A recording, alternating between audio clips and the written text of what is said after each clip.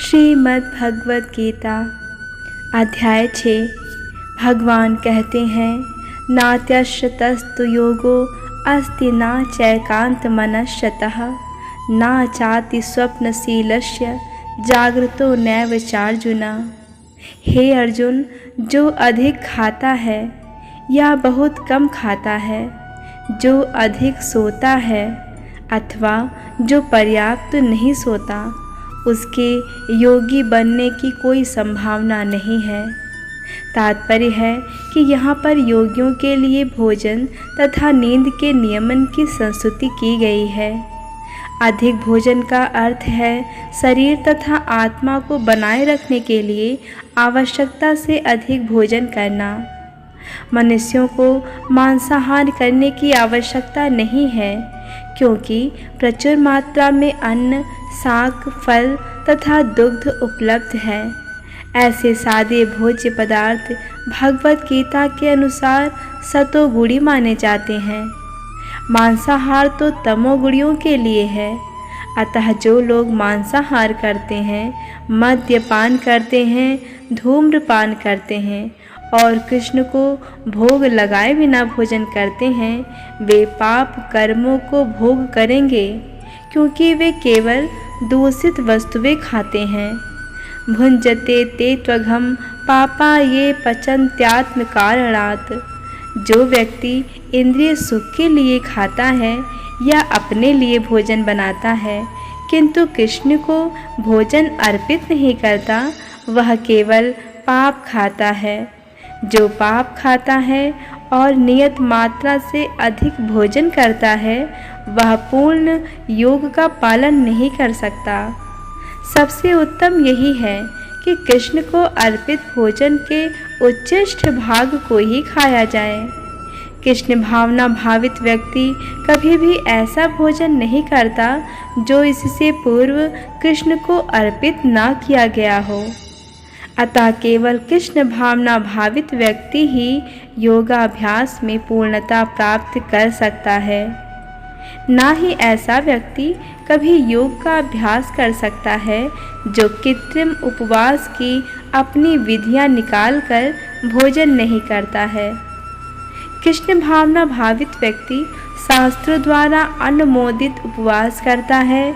ना तो वह आवश्यकता से अधिक उपवास रखता है, ना ही अधिक खाता है। इस प्रकार वह योगाभ्यास करने के लिए पूर्णतया योग्य है। जो आवश्यकता से अधिक खाता है, वह सोते समय अनेक सपने देखेगा, अतः आवश्यकता से अधिक सोएगा। मनुष्य को प्रतिदिन 6 घंटे से अधिक नहीं सोना चाहिए। जो व्यक्ति 24 घंटों में से 6 घंटों से अधिक सोता है, वह अवश्य ही तमोगुणी है। तमोगुणी व्यक्ति आलसी होता है और अधिक सोता है। ऐसा व्यक्ति योग नहीं साध सकता। भगवान कृष्ण कहते हैं, युक्ताहार विहारस्य युक्त चेष्टस्य कर्मसु युक्त स्वप्नावबोधस्य योगो भवति दुःखः। जो खाने, सोने, आमोद प्रमोद तथा काम करने की आदतों में नियमित रहता है, वह योगाभ्यास द्वारा समस्त भौतिक क्लेशों को नष्ट कर सकता है। भगवान का तात्पर्य है कि खाने, सोने, रक्षा करने तथा मैथुन करने में जो शरीर की आवश्यकताएं हैं, अति करने से योगाभ्यास की प्रगति रुक जाती है। जहाँ तक खाने का प्रश्न है, इसे तो प्रसादम या पवित्रीकृत भोजन के रूप में नियमित बनाया जा सकता है। भगवद गीता के अनुसार भगवान कृष्ण को साग, फूल, फल, अन्न, दुग्ध आदि भेंट किए जाते हैं। इस प्रकार एक कृष्ण भावना भावित व्यक्ति को ऐसा भोजन ना करने का स्वतः प्रशिक्षण प्राप्त रहता है। जो मनुष्य के खाने योग्य नहीं होता या कि सतोगुणी नहीं होता। जहाँ तक सोने का प्रश्न है, कृष्ण भावना भावित व्यक्ति कृष्ण भावना मृत में कर्म करने में निरंतर सतर्क रहता है। अतः निद्रा में वह व्यर्थ समय नहीं गंवाता। अव्यर्थ कालत्वम। कृष्ण भावना भावित व्यक्ति अपना 1 मिनट का समय भी भगवान की सेवा के बिना नहीं बिताना चाहता, अतः वह कम से कम सोता है। इसके आदर्श श्रील रूप गोस्वामी जी हैं, जो कृष्ण की सेवा में निरंतर लगे रहते थे और दिन भर में 2 घंटे से अधिक नहीं सोते थे और कभी कभी तो उतना भी नहीं सोते थे। ठाकुर हरिदास तो अपनी माला में 3 लाख नामों का जप किए बिना तो ना तो प्रसाद ग्रहण करते थे और ना सोते ही थे। जहाँ तक कार्य का प्रश्न है, कृष्ण भावना भावित व्यक्ति ऐसा कोई कार्य भी नहीं करता जो कृष्ण से संबंधित ना हो।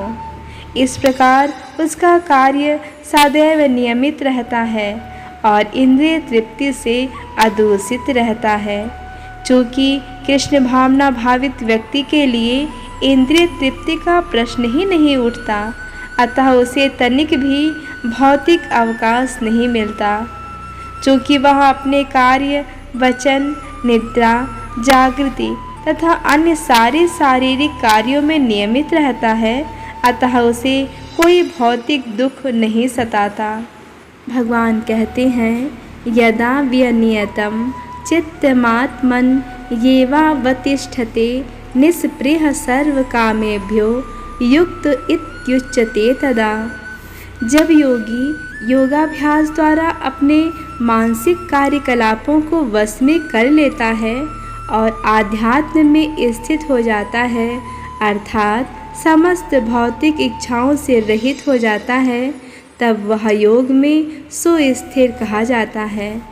तात्पर्य है कि साधारण मनुष्य की तुलना में योगी के कार्यों में वह विशेषता होती है कि वह समस्त भौतिक इच्छाओं से मुक्त रहता है, जिनमें मैथुन प्रमुख है।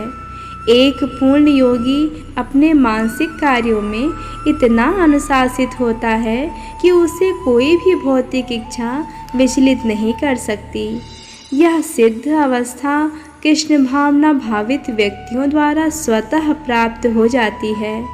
जैसा कि श्रीमद् भागवत में कहा गया है कि राजा अम्बरीश ने सर्वप्रथम अपने मन को भगवान के चरण कमलों पर स्थिर कर दिया, फिर क्रमशः अपनी वाणी को कृष्ण के गुणानुवाद में लगाया, हाथों को भगवान के मंदिर को स्वच्छ करने में, कानों को भगवान के कार्यकलापों को सुनने में लगा दिया, आँखों को भगवान के दिव्य रूप का दर्शन करने में और शरीर को अन्य भक्तों के शरीरों को स्पर्श करने, घ्राणेंद्रियों को भगवान पर चढ़ाए गए कमल पुष्प की सुगंध सूंघने और जीभ को भगवान के चरण कमलों पर चढ़ाए गए तुलसी पत्रों का स्वाद लेने में, पांवों को तीर्थ यात्रा करने तथा भगवान के मंदिर तक जाने में, अपने सर को भगवान को प्रणाम करने तथा अपनी इच्छाओं को भगवान की इच्छा पूरी करने में लगा दिया। ये सारे दिव्य कार्य शुद्ध भक्त के सर्वथा अनुरूप है। निर्विशेषवादियों के लिए अनिर्वचनीय हो सकती है, किंतु कृष्ण भावना भावित व्यक्ति के लिए यह अत्यंत सुगम एवं व्यावहारिक है। जैसा कि महाराज अम्बरीश की उपरिवर्णित जीवनचर्या से स्पष्ट हो जाता है, जब तक निरंतर स्मरण द्वारा भगवान के चरण कमलों में मन को स्थिर नहीं कर लिया जाता, तब तक ऐसे दिव्य कार्य व्यावहारिक नहीं बन पाते। अतः भगवान की भक्ति में इन विहित कार्यों को अर्चन कहते हैं, जिसका अर्थ है समस्त इंद्रियों को भगवान की सेवा में लगाना। इंद्रियों तथा मन को कुछ न कुछ कार्य चाहिए, अकोरा निग्रह व्यावहारिक नहीं है। अतः सामान्य लोगों के लिए, विशेषकर जो लोग संन्यास आश्रम में नहीं हैं, ऊपर वर्णित इंद्रियों तथा मन का दिव्य कार्य ही दिव्य सफलता की सही विधि है, जिसे भगवत गीता में युक्त कहा गया है।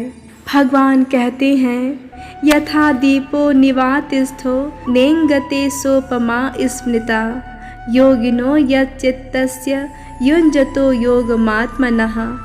जिस प्रकार वायु रहित स्थान में दीपक हिलता डुलता नहीं है, उसी तरह जिस योगी का मन वश में होता है वह आत्म तत्व के ध्यान में सदैव स्थिर रहता है। तात्पर्य है, कृष्ण भावना भावित व्यक्ति अपने आराध्य देव के चिंतन में उसी प्रकार अविचलित रहता है जिस प्रकार वायु रहित स्थान में एक दीपक रहता है। हरे कृष्ण कृष्ण कृष्ण हरे हरे, हरे राम राम राम हरे हरे।